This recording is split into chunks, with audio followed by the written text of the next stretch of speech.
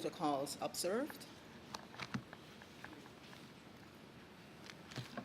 It is my task to speak this evening on issues related to children and the Guyana Constitution.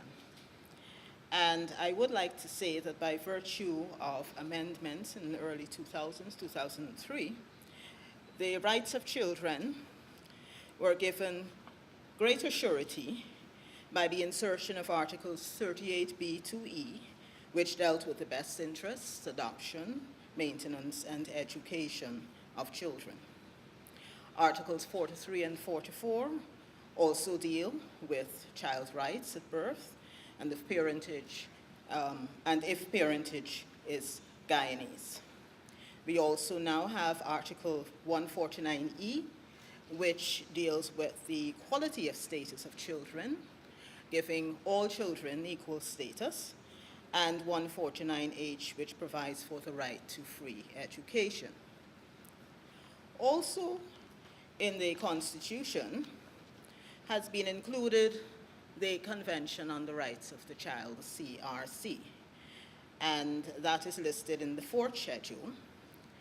And I would like to say that with the CRC being placed in the Constitution, it indicated an even greater seriousness to give effect to the rights of children.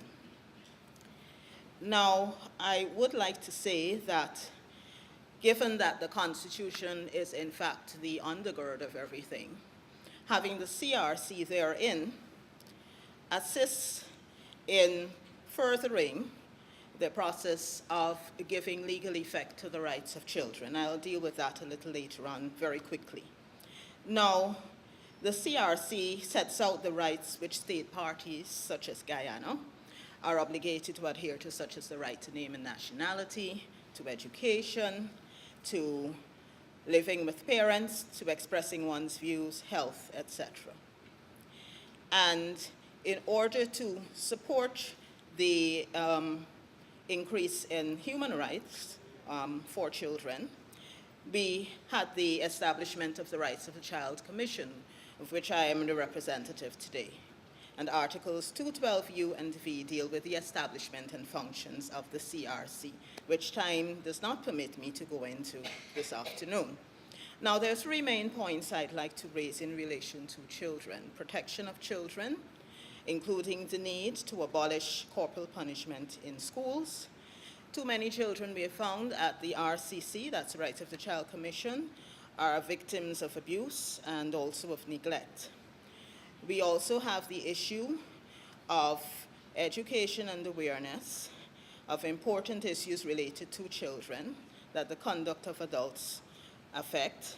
And we have found from the RCC perspective that with increased awareness and understanding of what the best interest of the child is, it therefore means that a parent or guardian can make better informed decisions and not, on occasions, do actions that cause irreparable harm for a child and alter the course of their well-being.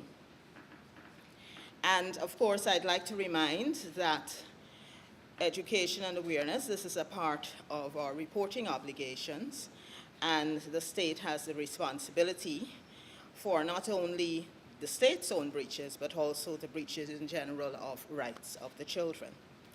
Now, the third point I'd like to make is in relation to the safeguarding of the rights of children. The RCC does recognize that there are violations of children that sometimes go unreported, and we'd like to mention that we have the investigative mechanism that allows for those reports to make.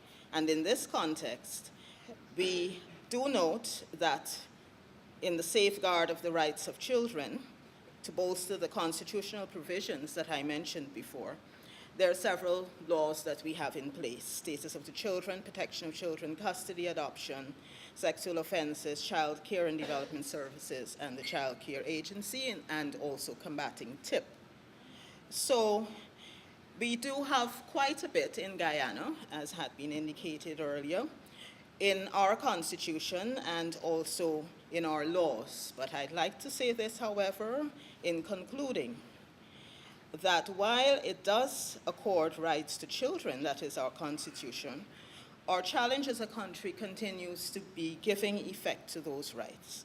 And the issues that I highlighted in some areas, while being addressed, require more resources and, equally importantly, a paradigm shift in thinking and appreciation of matters which concern children. Now, at this juncture, the Constitution, in the context of children, could benefit from being strengthened to cater more definitively for the rights of the child, in particular rights related to birth registration, corporal punishment, physical development. I can go on. Now, where the work is also needed, as I would like to reiterate, is in the change of attitude and approach. And parents or guardians and those who deal with children, we'd like to say, must always think best interests of the child and not pay lip service to this fundamental tenet of child protection. But given, however, that the opportunity is upon us as a country, and it's an opportunity that does not come by in any jurisdiction that often, to review and reform our Constitution, it is respectfully suggested that precedents from other countries such as South Africa, Bolivia, we can get some instruction also from some of the initiatives in Belize, may provide useful provisions for strengthening what is already there. Consideration should be given to having a specific part to spell out in greater detail protections for children. And while what we currently have is commendable, I must say, advantage must be taken of an opportunity to strengthen what we have for our children in the Constitution.